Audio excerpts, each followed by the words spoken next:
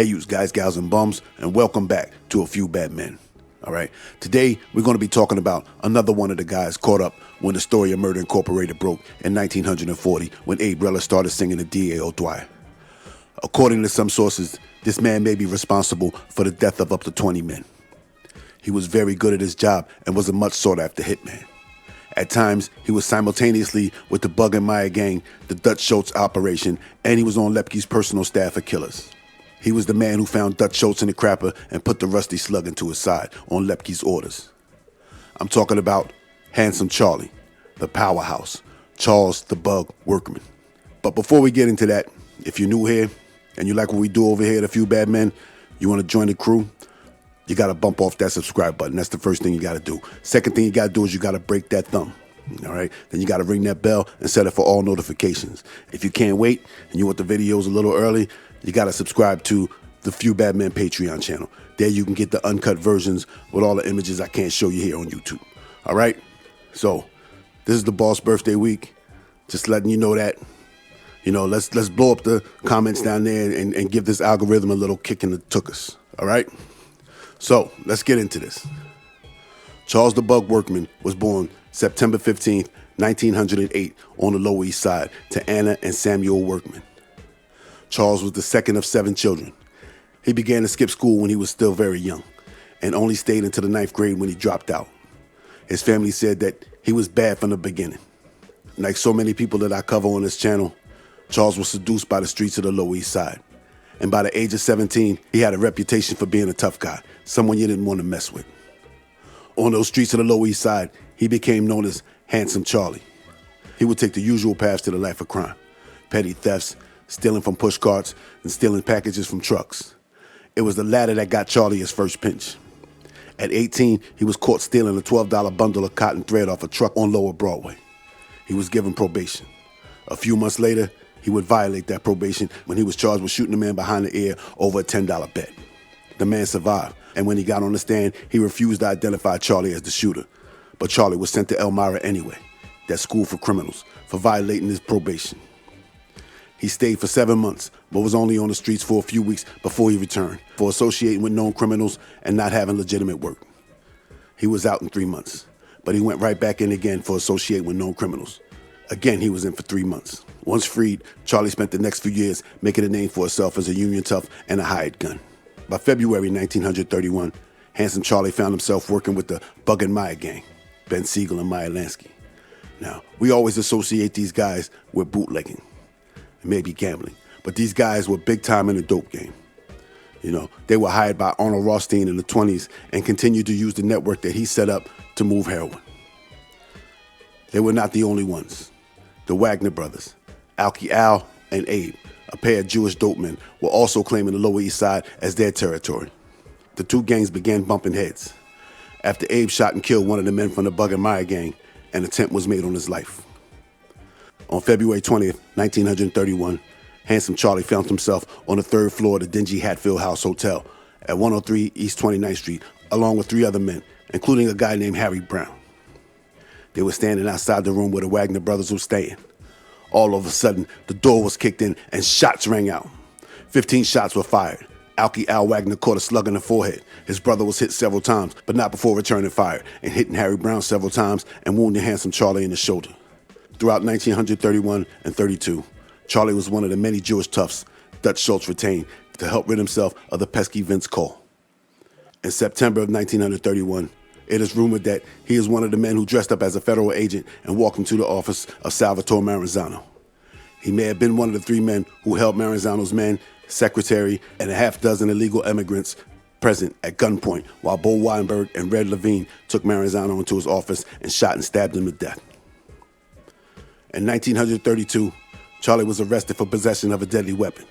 He beat that charge, and in 33, he got into a road rage incident. Somebody cut somebody off, and harsh words and hand gestures were exchanged. Before the 2 men got out of their cars, Charlie approached the man and slugged him in the jaw, and he dropped to the ground. The guy happened to be an off-duty cop. Charlie was brought in for assault, but the charges were dropped. It was around 1932 that Charlie started to hang around the garment district. And it wasn't long before he was noticed by Lepke and put on his personal payroll as a gunman. He was given $125 a week to be on call 24 hours a day. Now, that may not sound like a lot, but Charlie made up for it by rifling through the pockets of his victims. Whatever he found, he kept. A lot of these guys were gangsters or union guys who carried large sums of money, so Charlie made up for his low salary. Charlie would soon become one of Lepke's favorite shooters, and it was Lepke who gave him the name The Bug. Charlie the Bug would strike up a strong relationship with the boys from Brownsville, Abe Rellis, Bugsy Goldstein, and Pep Strauss.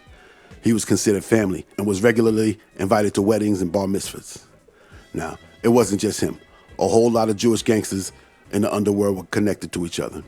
Tough guys would drift from one gang to another, helping out here and there. And since they had a common background and common occupation, naturally they gravitated towards each other.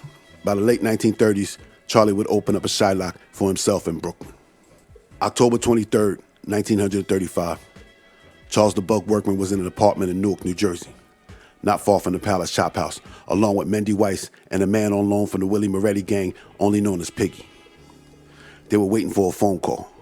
At around 10:15 p.m., they received that call and headed out of the apartment. Piggy was local, so he would be the wheelman. Charlie and Mendy hopped into the car and they drove over to the Palace Chop House. Charlie and Mendy walked into the restaurant. Charlie pulled his fedora down to cover his face while Mendy lifted the collar on his overcoat. They told the bartender to get down and walked into the backroom dining area, and shots rang out. Mendy and Charlie shot 3 men sitting at a table. Mendy headed for the door to the waiting car, while Charlie went to the bathroom and found a man at a urinal. He shot that man with his backup .45 and fled the scene. Those 3 men were Abba-Dabba Berman, Abe Landau, and Lulu Rosencrantz, and they all worked for the man in the bathroom. His name was Dutch Schultz. He was the intended target. Charlie made his way outside and saw that the getaway car and Mendy were gone. After exchanging fire with the mortally wounded Abe Landau, who followed them outside firing wildly, Charlie ran, but he didn't know where to go. He was supposed to return to the apartment, but he had no idea how to get there. With police sirens getting close, Charlie made his way through a park and through some marshlands and slept on a garbage dump for a while before finding the train tracks and walking all the way to the Hudson Tubes. He made his way into Manhattan and got in touch with another one of Lepke's men named Danny Fields. Danny took him to his home to hide out. Charlie had no overcoat, his pants were torn, his shirt was dirty, and Danny's wife noticed what she thought was blood on his collar. Charlie was fuming. He was fuming about being left in Newark by Mendy. He said, who would do that to a guy? He got word to Lepke saying that he wanted Mendy to pay for leaving him. He told Danny Fields that he was the one who shot Dutch and his men, and when he saw the papers, he said Dutch must die. They all must die. Lepke got word back to him that he should get out of town, head to Florida. But Charlie wanted justice. Mendy's defense was that the shooting was done, and Charlie went back in to rifle through Dutch's pockets. In his eyes, the job had already been done, and Charlie's greed put the rest of the hit team in danger. Charlie would later say that after this, he did go to Florida, where he met up with Charlie Lucky, and he complained to him about it, and Charlie Lucky told him, let it go. Charles was a killer, but he also had a soft spot too. He once bought a horse whose hoof was stuck in the trolley tracks from the owner who was going to put him down. He paid the man cash and had a construction crew come out and dig up the street. He freed the horse and would keep him on a farm that he owned in upstate New York. Charlie stayed out of trouble from 1935 to 39. Well, at least out of the papers. But we do know that Lepke was on the run, and his campaign to remove anyone who could give Dewey any info or testify against him was underway. So Charlie no doubt stayed busy. The Brownsville-Ocean Hill combination's contribution to Lepke's purge is well known, but Charlie did a good job of covering his tracks. But according to Ali Tic-Tac Tannenbaum, Charlie was the gunman responsible for the death of Irvin Ashkenaz in September of 1936 up in the Catskills. Ashkenaz was home from doing a few years in Sing Sing for manslaughter. He formerly worked in the garment district, and he was now a taxi driver, shuttling passengers from New York to the vacation spots in the Catskills. He was put on Lepke's hit list, and Charlie and Tic-Tac carried out the sentence. In 1939, the government was putting pressure on Lepke's organization. He was on the run, and they brought Charlie in and hit him with a vagrancy charge, and he also began to look into his taxes. March of 1940, Abe Rellis was beginning his Canary Act with the Brooklyn DA, O'Dwyer. Charlie was arrested, along with Ali Tic-Tac Tannenbaum, on March 25, 1940. It didn't take long for Ali to realize that it would be in his best interest to join the singing group that Abe was putting together. TikTok talked about many murders, including the Ashkenaz murder, and the more important to the authorities, he told of the Dutch Schultz shooting. Relis corroborated the story, recalling that at a New Year's Eve party in 1939, Charlie told him that if he didn't go into the shit and kill a Dutchman, he wouldn't have been killed. Charlie wanted everyone, at least in the criminal world, to know that he was the one who killed Dutch Schultz. He was proud of it. It was his biggest and highest profile hit. Charlie was held on $75,000 bail. He couldn't pay it, so he sat down. O'Dwyer sent word to Newark prosecutor Bill Washenfeld and told him that it was Workman who ran from the Palace Chop House in 1935. On June 12, 1941, Charlie was extradited to New Jersey. When Captain Joseph Kokoza asked him who was with him on the night of October 23, 1935, when he and two others killed the Dutchman, Charlie just shrugged his shoulders and said, "Listen, Mr. Kokoza, I don't want to cut you short, but I won't answer any of your questions. I've been framed." When asked if he committed any other crimes in New Jersey, Charlie said, "I was never in Newark or New Jersey, and I never committed any crimes here."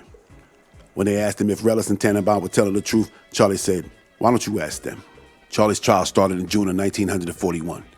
Abe Relis and TikTok were brought in to testify against him. In return, Ali was accused by the defense of being the shooter of Dutch and Marty Crompierre later that night. Funny thing is, Ali was not on the Crompierre hit, but he was supposed to be. Lepke was trying to get a hold of him, but he couldn't find him. Lewis Cohen, the same Lewis Cohen that killed Nathan Kidd Dropper back in 1923, was back on the streets, and he was working in the Lepke organization. He also ran a funeral home, and he testified that on the night Dutch was clipped, Charlie the Bug was working for him as a manager and dispatcher for his funeral home for $45 a week. Turns out that Bill O'Dwyer from Brooklyn gave information proving that Workman was only on his payroll for all of 2 weeks in 1936, in which he was paid $90 to settle a labor dispute. Although none of the witnesses at the Chop House could identify Charlie as the man they saw that night in Newark, changed his not guilty plea to a plea of no contest. In a statement, he forbade his defense from calling any witnesses to testify on his behalf beside himself.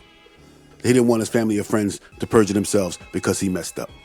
He was sentenced to life with hard labor at Trenton State Penitentiary. Before being sent off, he was allowed to speak to his family. He told his younger brother to stay straight, even if he only made 20 cents a day. The alternative was not worth it. Charlie the Bug Workman became a model inmate and did his time without incident. In 1964, he was paroled after 23 years. The gray-haired 54-year-old grandfather returned to the garment district he once terrorized. But this time, he wasn't packing heat. He was packing samples in his briefcase. Charlie became a good salesman, and he remained out of trouble. His family said he regretted the way he lived his youth, but there was nothing he could do about it. Handsome Charlie Workman died in January 1979, peacefully in Queens, New York, without fanfare. And that, my friends, is the skinny on Charles the Bug Workman. I hope you enjoyed the story as much as I enjoyed telling it. Make sure that you bump off that subscribe button, break that thumb, ring that bell, set it for all notifications. And if you want the videos early and you want the uncut versions, you got to go to the Few Bad Men Patreon channel. All right? It's been A Few Bad Men. Keep your nose clean and don't take any wooden nickels. I see you in the funnies.